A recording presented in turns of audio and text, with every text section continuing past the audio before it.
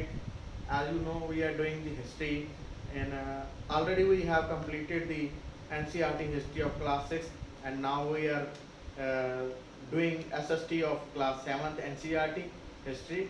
And in our previous lecture, we have done part 1 of chapter 1, tracing changes through 1,000 years, and now we are going to start the part 2. Yes.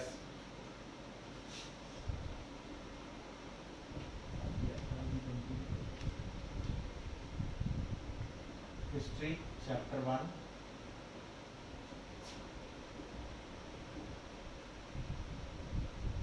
Tracing changes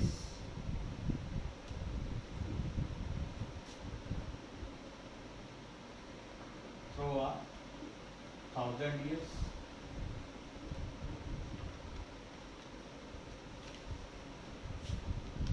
This is of NCERT class 7. Remember that is part 2. In our previous lecture, we have already done the part 1 of chapter related to tracing changes through 1,000 years.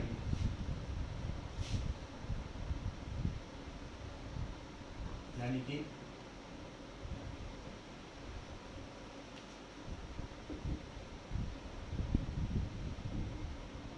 हजारों वर्षों में आए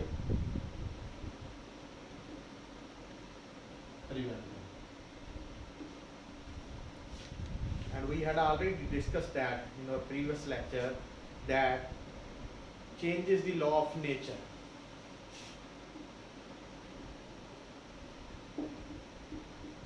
Change is the law of nature.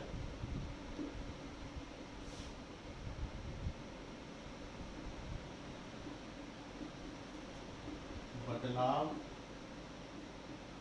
प्रकृति का नियम है.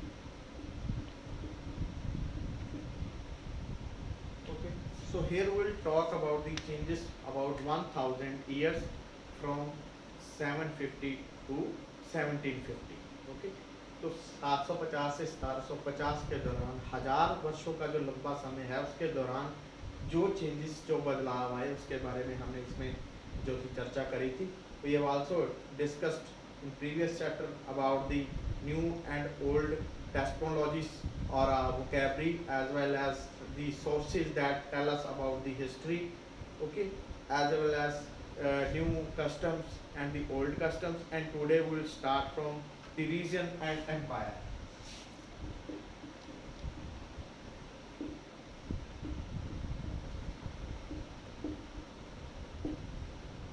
Here we will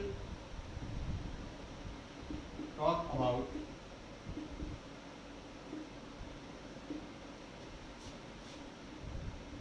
the regions and empires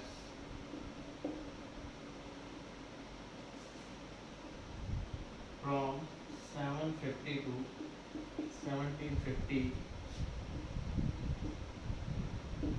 the period of 1,000 years.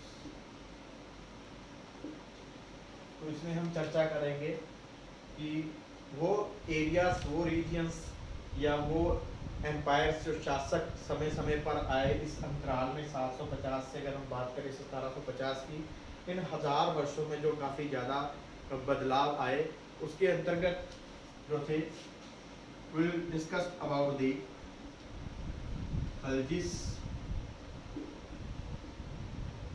Tughlaqs,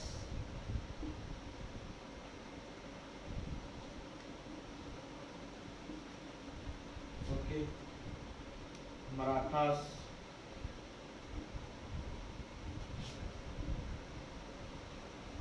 Mughals, six,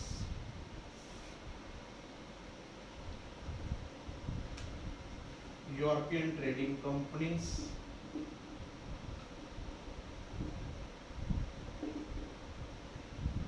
and British.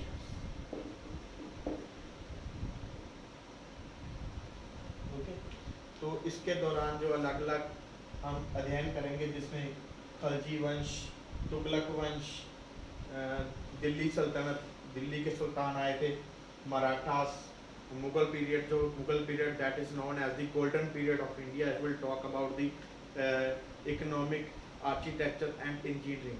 अगर हम इंजीनियरिंग की बात करें, वास्तुकला की बात करें, तो लिटरेचर की बात करें, तो मुगल काल को जो है इतिहास का स्वर्ण युग कहा जा सकता है.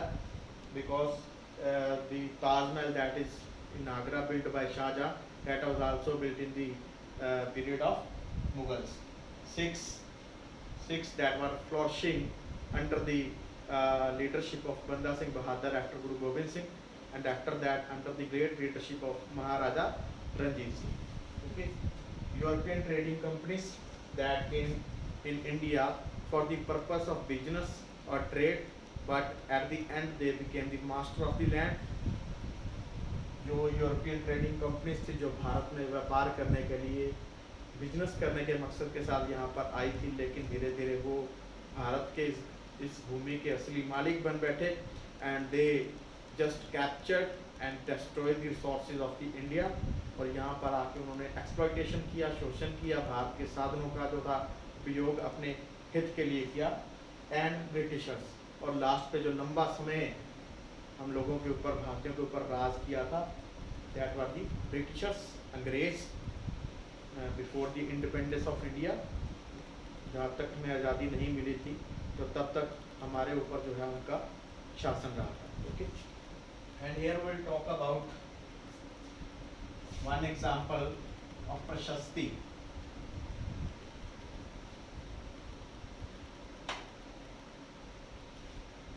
We can find the description of the different emperors and the regions from some of the Prashastis. Okay, Prashasti.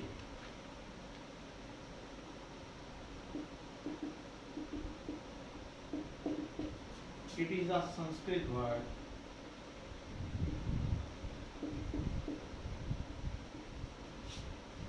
which means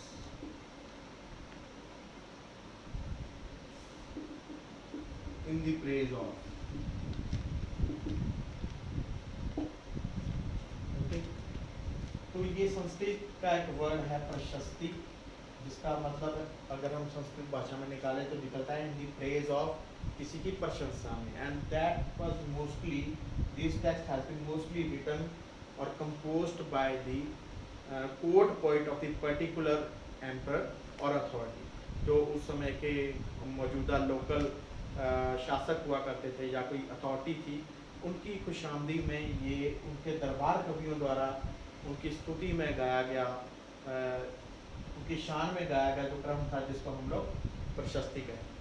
so there is also one of the prashasti about, there is a प्रशस्ति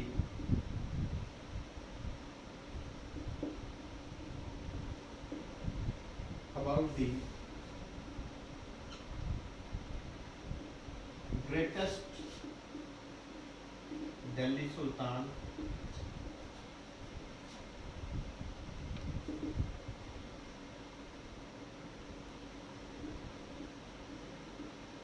Ghiyasuddin Balban,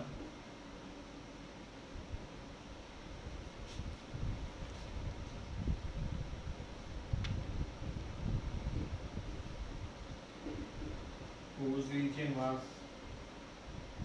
stretched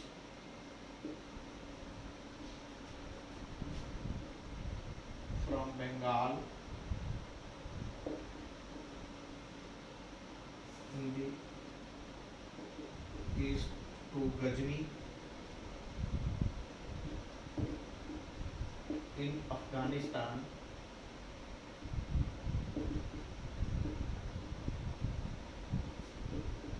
in west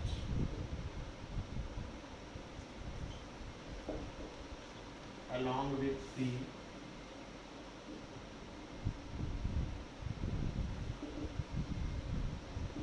southern part of India.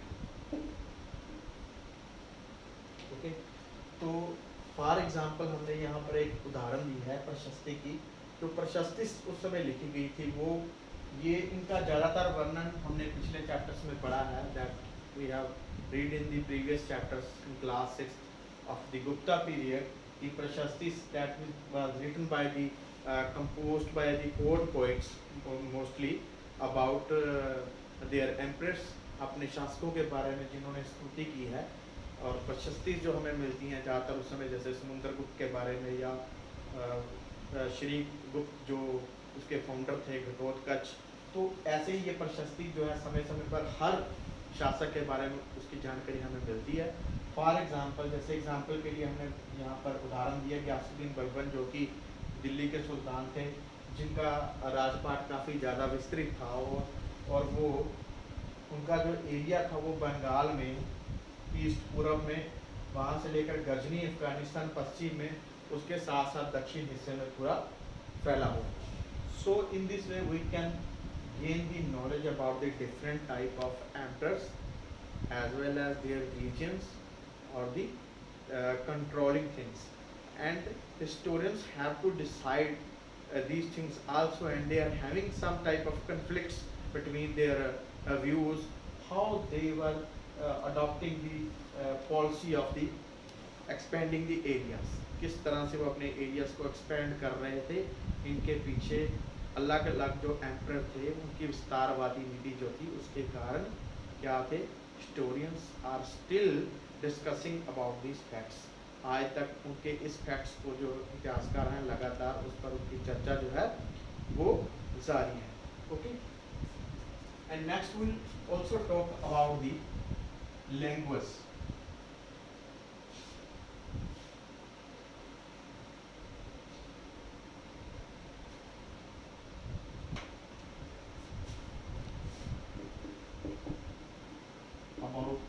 Language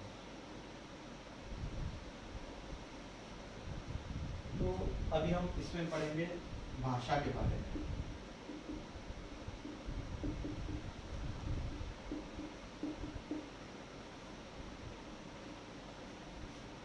At that time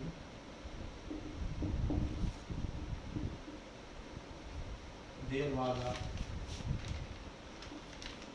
greatest poet Amir Khusro,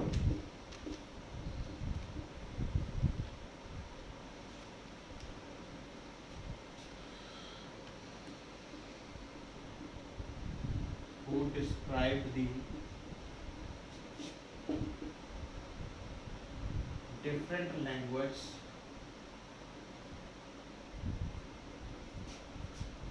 that were famous in different regions. Example, Awadhi, Sindhi, Telangani, Gujari, etc. One of the ancient and old language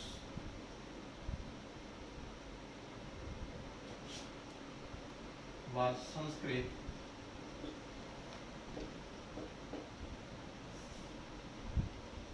But common people did not understand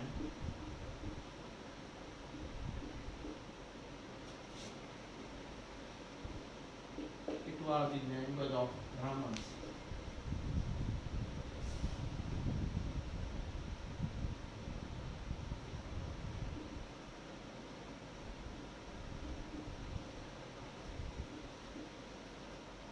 तो उस समय के जो एक महान कवि हुए हैं अमीर खुसरो, हिंदी के सबसे बड़े कवि, जिनकी मुकेलियाँ और पहेलियाँ काफ़ी ज़्यादा फेमस हैं. ओके, तो अमीर खुसरो ने उस समय महान कवि जो हुए उन्होंने अलग अलग भाषाओं के बारे में बताया जिनका वर्णन अलग अलग उस समय के जो एरियाज थे, क्षेत्र थे, अलग अलग क्षेत्रों में जैसे कि हमें पता है कि in different type of regions people were having the different customs, traditions, language, dresses, as well as they were having the different type of the authority of the emperors. तो वहाँ पर अलग अलग तरह के लोग अलग अलग प्रकार के कपड़े पहनते थे, उनकी भाषा भी अलग अलग थी, ठीक है, और उनके जो शासक थे वो भी अलग अलग थे, और उसके दौरान वो अवधी, सिंधी, तेलंगी, गुजरी आदि भाषाओं का प्रयोग अपने हिसाब से किया करते थे, सोसाइटी के हिसाब से। और एक भाषा जो उस समय की सबसे पुरानी और प्राचीन भाषा मानी जाती थी, that was the Sanskrit, but it was not known by the common people. आम लोग इसके बारे में परिचित नहीं थे, उनको इस भाषा की समझ नहीं थी। It was known only for the language of the Brahmins, क्योंकि इस समय उस भाषा को सिर्फ ब्राह्मणों के लिए उचित माना जाता था, because they perform their rituals toward this language. जो भी वो अपनी रीति रिवाज पेश करते थे या लोगों को कर्मकांड करवाते थे, वो संस्कृत भाषा में करवाते थे।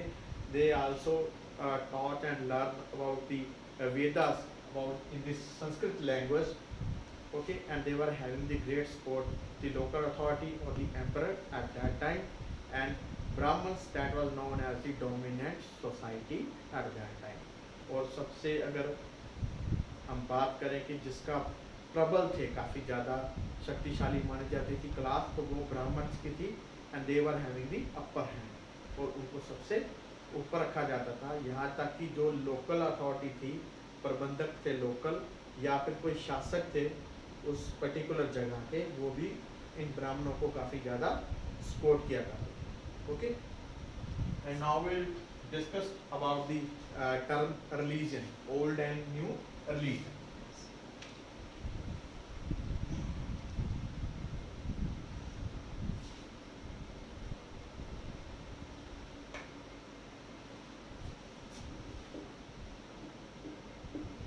Old and new religion, पुराने तथा नए धर्म।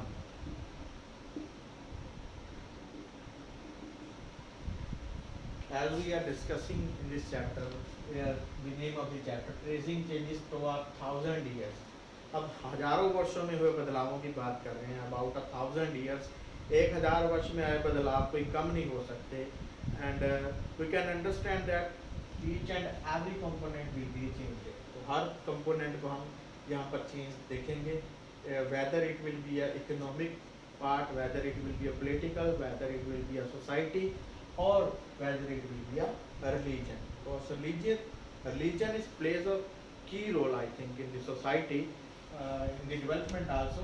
तो धर्म का स्थान जो है वो हर जगह पर जो है मैटर करता है। तो यहाँ पर धर्म में भी जो बदलाव आने थे, स्वाभाविक बात थी। When there was the civilization started from the Indus civilization, जब सिंध घाटी सभ्यता के लोग सबसे पहले आए थे, तो उस समय हम अगर बात करें तो that was based on the Hinduism, तो वो हिंदुत्व से संबंध रखते थे। एंड एट दैट टाइम अगर हम इंडस सिविलाइजेशन की बात करें, इंडस सिविलाइजेशन,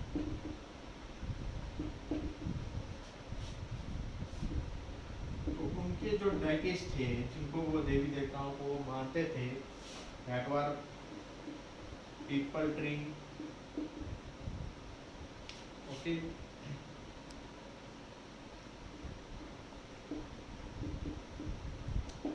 मात देवी,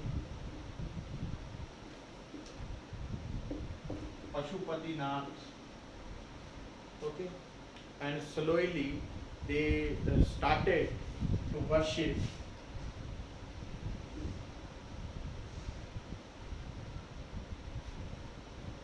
Durga, Devi, etc.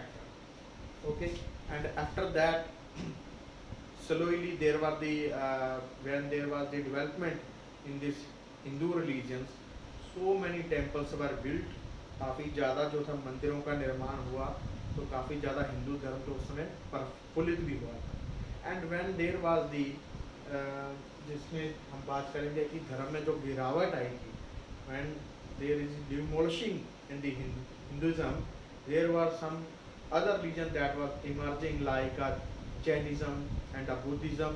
तो महात्मा बुद्ध और स्वामी महावीर जिनके बारे में हम पिछले चैप्टर्स में पढ़ चुके हैं, उन्होंने उस धर्म को काफ़ी ज़्यादा जो था आगे जाकर स्प्रेड किया था। और जब उनमें कोई गिरावट आई किसी पॉइंट पर जाकर, और जब हमने स्टडी किया था when there was the time of the Guptas in the Gupta periods, so they people they were mostly belong to Hinduism. तो ज़्यादातर उनका जो था भगवान पे हिंदू धर्म में उनकी आस्था ज़्यादा थी। And at that time so many temples were built that was decorated with the fine pictures, the quality of art and craft was there। तो उस समय जो डाइटिस थे, जो गॉड गॉडेस थे, उनके चेंज हो चुके थे। अब उनकी जगह विष्णु महेश, या जिसको आप शिव कह सकते हैं, पार्वती और ब्रह्मा, तो ये जगह इन लोगों ने ले ली। Okay, and here we will also talk about the Islam, the religion of Islam.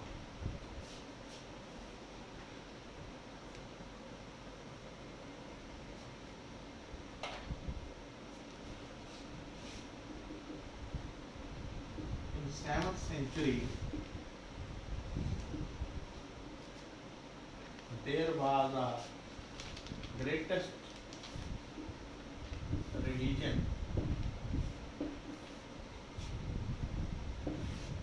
which was flourishing and emerging in India and subcontinent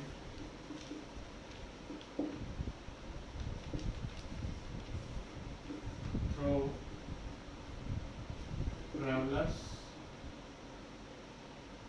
merchants and migrants।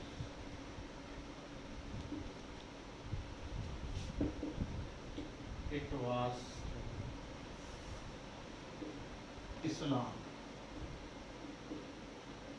तो 7वीं सदी में भारत में और पूरे उपमहाद्वीप में एक धर्म जो था बहुत ज़्यादा फ्लोरिश हो रहा था, काफ़ी ज़्यादा उभर के सामने आ रहा था। और उस धर्म का जो नाम था, ये धर्म किसी न किसी प्रकार से यात्रियों के द्वारा, व्यापारियों के द्वारा, या माइग्रेंट्स जो लोग वहाँ से प्रवास करके यहाँ पर आ रहे थे, उनके द्वारा पेश किया गया था। It was the Islam. तो ये जो था इस्लाम धर्म था। Okay, and the founder of Islam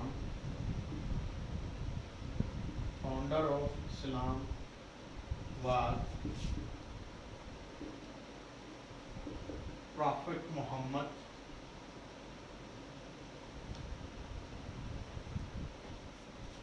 और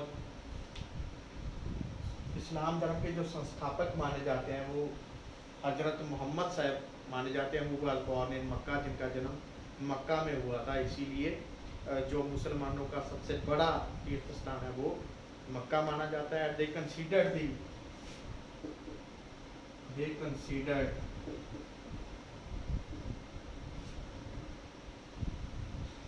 Quran as their holy book and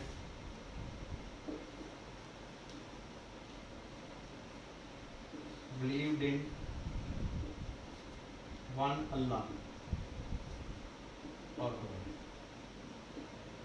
तो हजरत मोहम्मद साहब की उपदेशों के अनुसार, शिक्षाओं के मुताबिक वो कुरान शरीफ को अपनी सबसे धार्मिक और पवित्र पुस्तक मानते थे, जिसको आज भी मुस्लिम जो है काफ़ी ज़्यादा रसूख देते हैं, इज्जत देते हैं। बिलीव्ड इन वन अल्लाह, और वो एक अल्लाह पर, एक भगवान पर विश्वास करते थे। And they were living a very simple and ordinary life, बड़ा सादा और ऊंचा जीवन जीने में जो है विश्वास करते थे। And there were also the different categories in the Islam. तो हम इस्लाम में भी डिफरेंट कैटेगरीज थी, जिसके बारे में हम यहाँ पर बात एक बार कर लेंगे इसकी भी।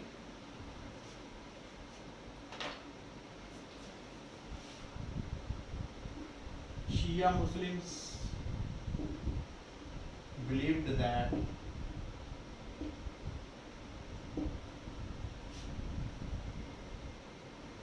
son-in-law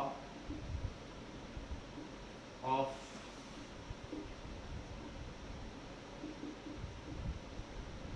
Prophet Muhammad, Ali, was the leader of Muslim community,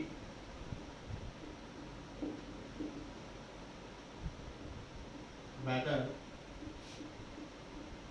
Sunni Muslims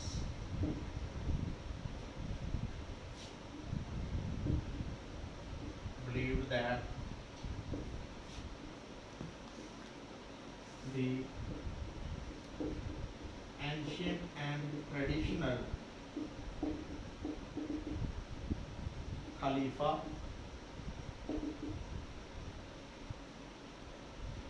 and succeeding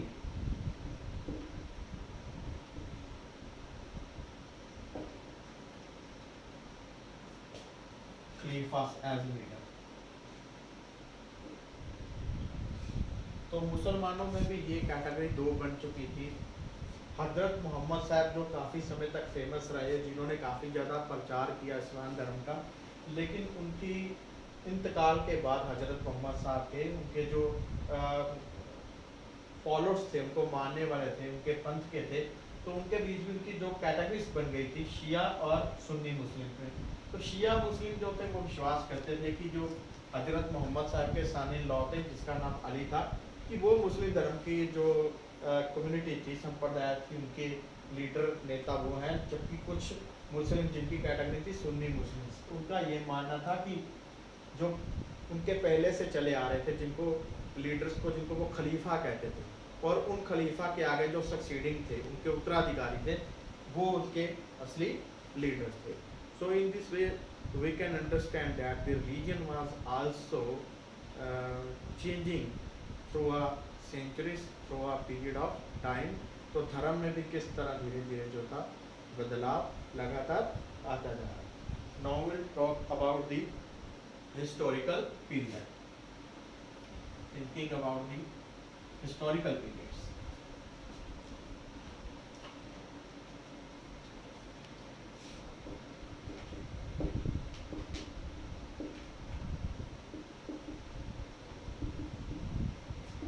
historical periods,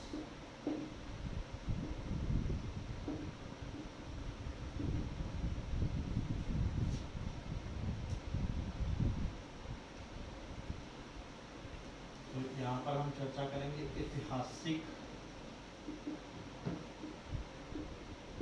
काल के बारे में।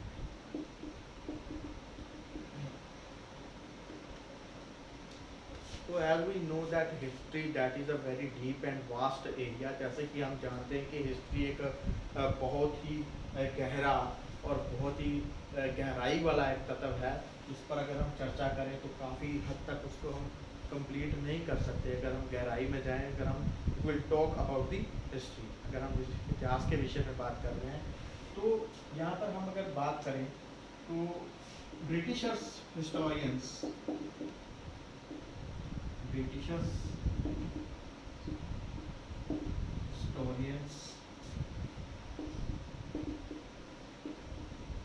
divide the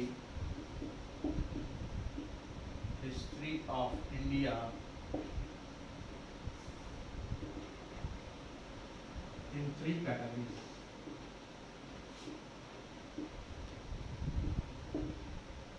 That is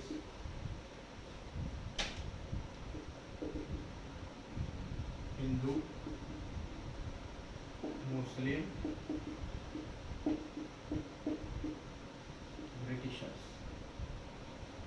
जो ब्रिटिशर्स हिस्टोरियंस हुए हैं, जो अंग्रेजी इतिहासकार हुए हैं, उन्होंने भारत के इतिहास को तीन धाराओं में, तीन कैटेगरी में बांटा है।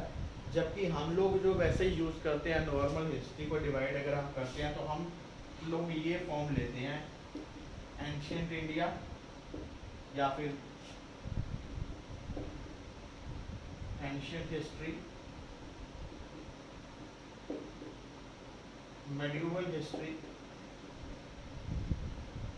Number 3 modern history. आज के हमारे स्टूडेंट्स जो हैं वो ज़्यादातर इन चीज़ों से वाकिफ़ हैं। प्राचीन इतिहास, मध्य इतिहास जिसको हम लोग बीच का समय मिडल एज भी कहते हैं, और मॉडर्न हिस्ट्री जिसको हम लोग मॉडर्न जैसे कि आधुनिक इतिहास भी कहा जा सकता है। ओके, तो इसमें हम लोग अगर बात करेंगे हिस्टोरियंस की, जो कि ब्रिटिशर्स थे, ब्रिटिशर्स हिस्टोरियंस, उन्होंने जो अलग अलग कैटेगरीज दी हैं ये हैं हिंदू, मुस्लिम और ब्रिटिशर्स। शायद इनके बारे में बहुत ही कम स्टूडेंट्स जो हैं जानते होंगे इस चीज़ के बारे में। Okay, but as you can understand from the name Hindu, Muslim and Britishers, it is possible that they have created this name on the base of the religion at that time, and they have totally ignored, while the division, they have totally ignored the political, economical and social position of the era. तो ऐसा लगता है कि सिर्फ उन्होंने धर्म को आधार बनाकर ये सब कुछ लिख दिया और बाकी चीज़ों को इग्नोर कर दिया। They also ignore the resources of the sub continent, और ऐसा भी प्रतीत होता है कि उस समय उन्होंने उपमहाद्वीप के सारे साधनों को जो है इग्नोर कर दिया और सिर्फ उनका ये नाम दे दिया गया, जिसको हम लोग सर्वदा जो है उचित शायद नहीं मान सकते। ओके, तो आगे इसमें हम लोग अभी चर्चा और करेंगे।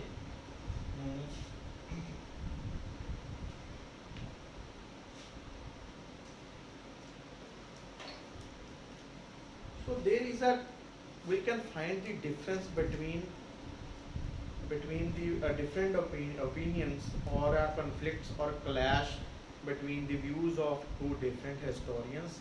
एक ही युग, एक ही समय को लेकर हम लोग दो इतिहासकारों के विचारों में भी भेद पा सकते हैं। If we'll talk about the history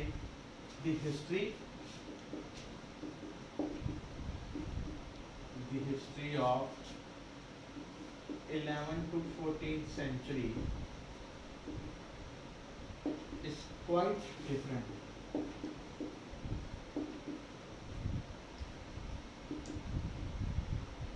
from the history of 18th to 19th century। अगर हम हिस्ट्री की बात करें तो 11वीं से 14वीं सदी की अगर हिस्ट्री को ले लें और 18वीं से 19वीं सदी की हिस्ट्री ले लें तो उनमें बहुत ज़्यादा हमें अंतर देखने को मिलेगा। Because that from 11th to 14th century that was the era of the wars. उस समय ज़्यादातर जो था युद्धों का समय था, युद्ध चलते रहते थे और आपस में ही छोटे छोटे जो शासक थे अपने आप को स्वतंत्र घोषित कर लेते थे और आपस में ही लड़ते रहते थे। उनके लिए नेशन नाम की, कोई राष्ट्र नाम की चीज़ नहीं हुआ करती थी। लेकिन अगर आप 18th और 19th सेंचुरी की बात करें तो 18th सेंचुरी में जब जहाँ पर आकर मुग़ल शासन अपने गिरावट पे था, मुग़ल शासन जो था एंड हो रहा था, the last Mughal powerful Mughal emperor that was the Aurangzeb. और औरंगजेब के बाद जो है 18वीं सदी में जो था मुग़ल शासन धराशायी हो गया था और उसके बाद अंग्रेज़ आए। कई यूरोपियन कंपनीज आई थी भारत में व्यापार करने के लिए, but they became the master of the land as well as they exploited the Indian sources. उन्होंने भारतीय साधनों का प्रयोग किया अपने स्वार्थ के लिए। ओके, और भारत में आकर ही भारत से पैसा कमाना शुरू कर दिया और अपने देशों में भेजना शुरू कर दिया। उसके बाद अंग्रेज आए, ब्रिटिशर्स आए और there was the in 19th century there was the industrial revolution. एक औद्योगिक क्रांति आ गई थी पूरी तरह से जिसको हम कहेंगे। और 1853 में the first rail line that was from Mumbai to Thana at the time of Lord Dalhousie. Lord Dalhousie के समय 1853 में पहली रेल लाइन भी बनाई गई थी इंडस्ट्रियलाइजेशन के कारण ही, मुंबई से लेकर थाना तक। तो इस तरह से हम देख सकते हैं कि हिस्ट्री में तकरीबन जो है काफ़ी ज़्यादा स्टार्टिंग से अगर आप बात करें तो अंत तक काफ़ी ज़्यादा जो बदलाव आए हैं. It will talk about the lectures that we have given in the previous chapters in class 6 and the lecture that we will deliver in the class 7. You can also find the difference that have been occurred in the class 6 and class 7. तो आप लोग class 6 में जो आपने इतिहास पढ़ा है और जब 7 क्लास में आपको जो क्लास इतिहास पढ़ाया जाएगा तो आप लोग भी उसमें अगर बारीकी से देखेंगे तो you can give your conclusion and there will be a lot of difference. उसमें काफ़ी ज़्यादा डिफरेंट जो है भिन्नता आ चुकी है. Okay, so student this is all from this chapter. Okay, and in our next lecture we start the another interesting topic, and if you are gaining the knowledge, so please try to subscribe and like our channel. Thank you.